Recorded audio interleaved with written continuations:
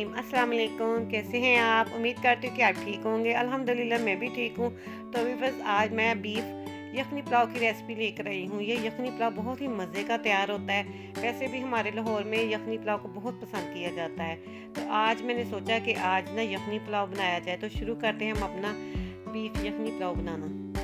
तो यहाँ पर मैंने 1 किलो बीफ ले लिया। इसको मैंने धो के ना रख दिया है। ये देखिए माशाल्लाह से बोटियाँ मैंने ना ज़्यादा बड़ी नहीं बनाई, दरमियाने साइज़ की बोटियाँ हैं। हड्डी वाला है, ये देखिए साथ हड्डी भी है।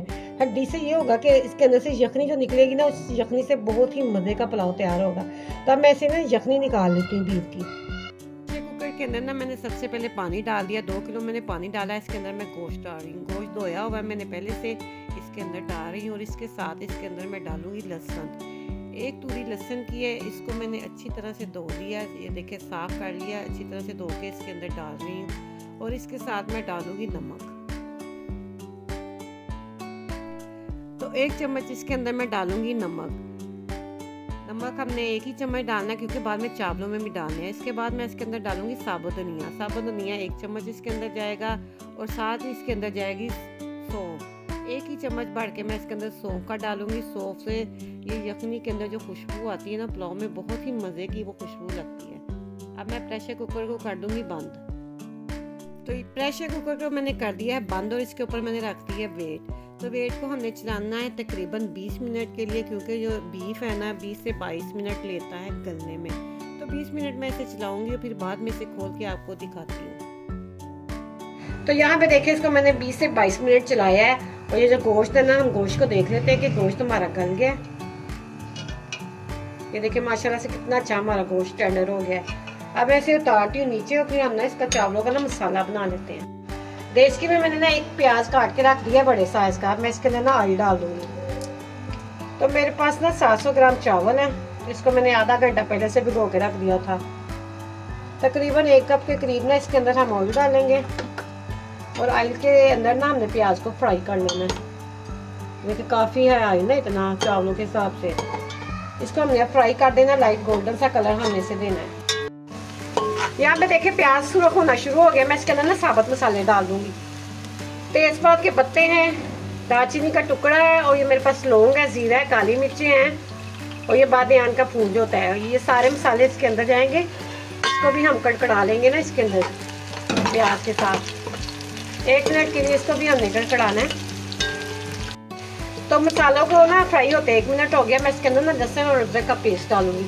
1 चम्मच लहसुन और अदरक का पेस्ट है, वो भी इसके अंदर जाएगा साथ। इसको भी हमने 30-35 मिनट के लिए ना इसके साथ फ्राई कर लेंगे।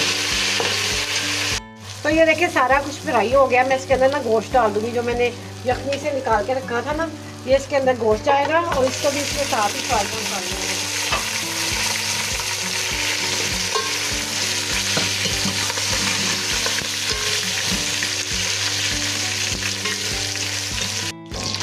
दो से 3 मिनट के लिए गोश्त को भी हमने इसके साथ फ्राई करना है। ये देखिए माशाल्लाह से गोश्त का भी कलर चेंज होना शुरू हो गया है। लाइट गोल्डन सा कलर करना है क्योंकि वाइट भी अच्छा नहीं लगता। ये देखिए गोल्डन कलर आ गया है। अब मैं इसके अंदर डालूंगी हरी मिर्ची। 5 से 6 हरी मिर्ची है, इसको मैंने चॉप कर लिया है, वो भी इसके अंदर जाएंगी। और साथ ही हम इसे मिक्स कर लेंगे।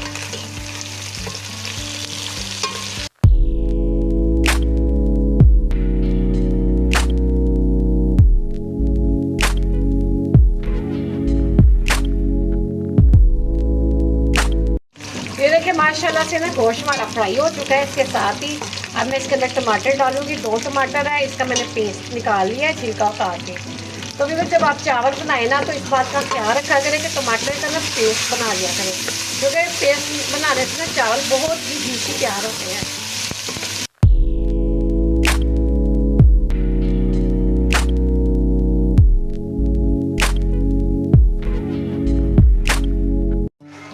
अब मैं इसके अंदर ना मसाले डाल दूंगी। लाल मिर्च सबसे पहले इसके अंदर जाएगी 1 चम्मच भर के। 1 चम्मच लाल मिर्च डालें। अगर आपको तेज पसंद है तो आप तेज भी डाल सकते हैं। साथ इसके अंदर जाएगा नमक। 1 चम्मच मैंने इसके अंदर नमक का डाला है क्योंकि नमक मैंने पहले यखनी के अंदर भी डाला था, इसलिए आप अपने जायके के हिसाब से नमक डालें। और साथ इसके अंदर जाएगा पिसा हुआ गरम मसाला। 1 ही चम्मच पिसा हुआ गरम मसाला इसके अंदर जाएगा। मसालों को हम ना गोश्त के साथ मिक्स करेंगे और साथ इसके अंदर अब जाएगा दही। तो दही डालते वक्त चूल्हे को हमने कर देना है बिल्कुल हल्का सा, क्योंकि तेज चूल्हे में अगर हम दही डालेंगे ना तो दही फट जाएगा। 3 से 4 चम्मच दही है वो मैं इसके अंदर डाल रही हूँ। और अब इसको ना मैं गोश्त के साथ सारे मसालों को ना दही के साथ अच्छी तरह से ना मैंने भून लिया। सारे मसाले हैं ना जो मैंने गोश्त के साथ अच्छी तरह से भून लिए। ये देखिए माशाल्लाह से इसकी कितनी अच्छी बनाई हो गई है और इसका ऑयल भी सेपरेट हो गया है। तकरीबन 4 से 5 मिनट मैंने इसे भूना है मसालों को। अब मैं इसके अंदर ना यखनी डाल दूंगी जो मैंने गोश्त की निकाल के रखी है ना। इसको मैंने ना पहले स्ट्रेनर की मदद से ना भून लिया था। तो 1 गिलास मैंने पहले डाला और 1 गिलास और डाल रही हूँ। चावलों के हिसाब से ना जब मैंने यखनी तैयार की है ना बिल्कुल परफेक्ट है। 2 गिलास इसके अंदर यखनी के डाले हैं। तो ये पकती है ना, ज़रा सा भी पकना शुरू होता है तो मैं इसके अंदर चावल डालती हूँ। तो यहाँ पे देखिए यखनी जो मैंने डाली है ना वो पकने लगी। मैं इसके अंदर चावल डाल दूँगी। चावलों को अंदर से मैंने पानी निकाल लिया है सारा। मैं चावल इसके अंदर डाल दूँगी सारे के सारे। ये तकरीबन 40 मिनट हो गए इसको भीगे हुए ना।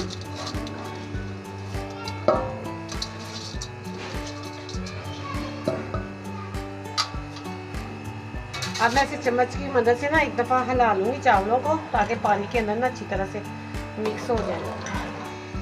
तो ये देखें परफेक्ट है पानी चावलों के हिसाब से।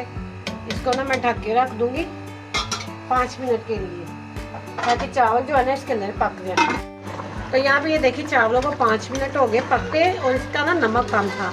यहाँ पे मैंने इसका नमक चेक किया है तो मुझे नमक कम लगा है तो मैंने ना आधा चम्मच इसके अंदर और नमक डाल दिया। अभी मेरे चावल कच्चे हैं पानी के अंदर डाल देंगे। अभी 2 से 3 मिनट और पकेंगे फिर मैं इसे दम पे दूंगी। तो यहाँ पे देखिए इसके अंदर हल्का हल्का पानी है और ये चावल जो है ना अभी 90% गले हैं।